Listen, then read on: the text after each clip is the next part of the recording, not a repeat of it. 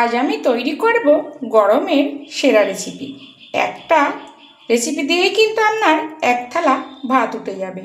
Welcome back to my channel S কিচেনের পক্ষ থেকে আমি শেফালি নিয়ে এসেছি আপনাদের জন্য আরও একটি নতুন স্বাদের নতুন রেসিপি, গরমের সেরা রেসিপি।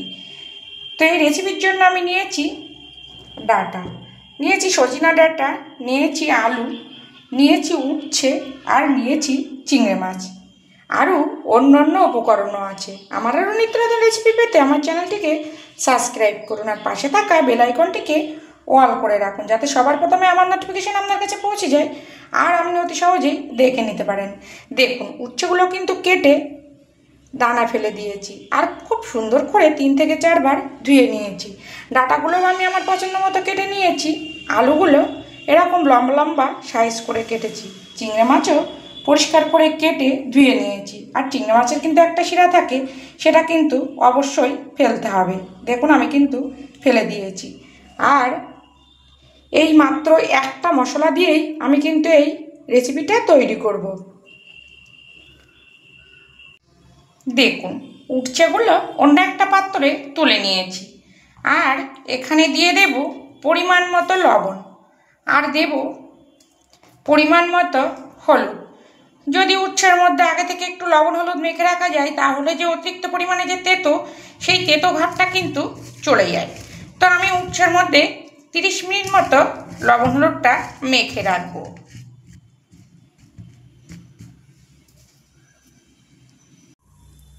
দেখুন, 30 মিনিট পরে আমি ফিরে এসেছি আর রান্নার জন্য গ্যাসে কড়া বসিয়েছি। কড়া গরম হয়ে এসেছে। এখানে দিয়ে দেব পরিমাণ মতো রিফাইন তেল। আমি রিফাইন তেল দিয়ে রান্নাটা করছি, আপনারা চাইলে এখানে সরিষার তেলও কিন্তু ব্যবহার করতে পারেন। তেল গরম হতে দেব। দেখুন, তেল গরম হয়ে গেছে। এখানে দিয়ে দেব পরিমাণ মতো লবণ আর দেব পরিমাণ মতো হলুদ। আর যে আলুগুলো আমি লম্বা করে কেটে রেখেছি, সেই আলুগুলো দিয়ে দেব। আপনারা চাইলে কিন্তু এখানে অন্য সবজিও ব্যবহার করতে পারেন, মানে আর কি কাঁচকলা, একটু লাল আলু কিন্তু ব্যবহার করতে পারেন। কিন্তু এই রেসিপিতে এই শুধুমাত্র এই 3টে উপকরণ দিয়েই করলে কিন্তু খেতে ভালো হয়। 3 থেকে 4 মিনিট মতো মিডিয়াম ফ্লেমে ভেজে নেব। দেখুন, 4 মিনিট মতো আমি আলু ভেজে নিয়েছি। এবার আমি এখানে যে ডাঁটাগুলো কেটে রেখেছি, ডাঁটাগুলো দিয়ে দেব।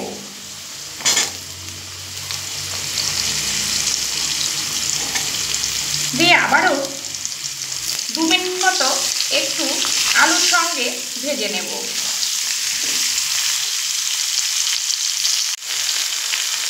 দেখুন, আলুর সঙ্গে ঠিক 2 মিনিট আমি ডাঁটাগুলো নাড়াচাড়া করে নিয়েছি।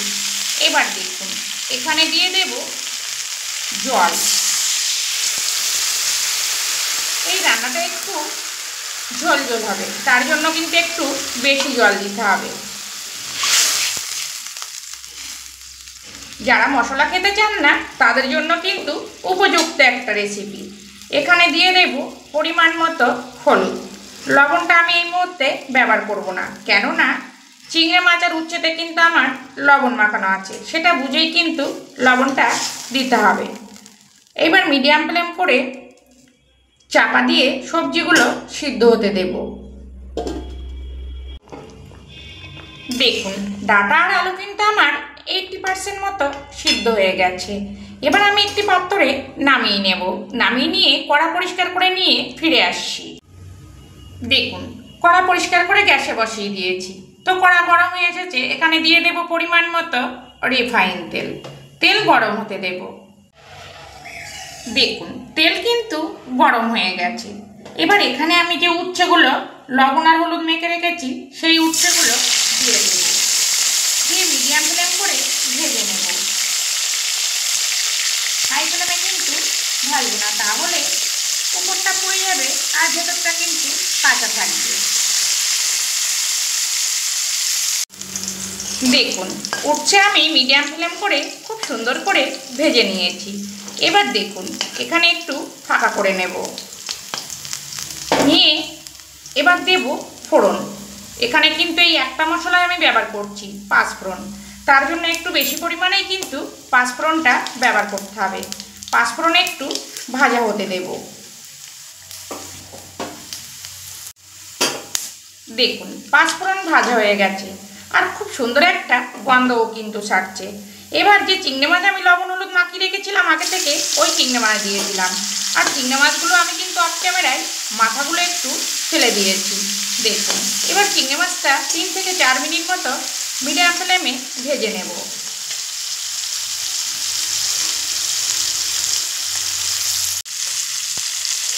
দেখুন 3-4 মিনিট মতো ভেজে উচ্ছেগুলোর সঙ্গে মিশিয়ে দিয়েছি। আর উচ্ছের সঙ্গে আবারও 2 মিনিট মতো ভেজে নেব। তো এইভাবে অবশ্যই একবার আপনারা বাড়িতে ট্রাই করুন, খেতে কিন্তু অসাধারণ হয়। আর একবার এই গরমে এই রেসিপি করলে কিন্তু আপনাদের বারবার করে খেতে ইচ্ছা হবে। দেখুন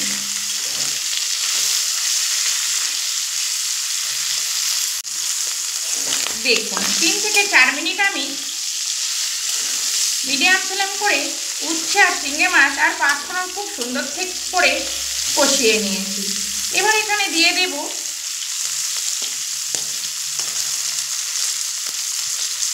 ডাঁটা আর আলু।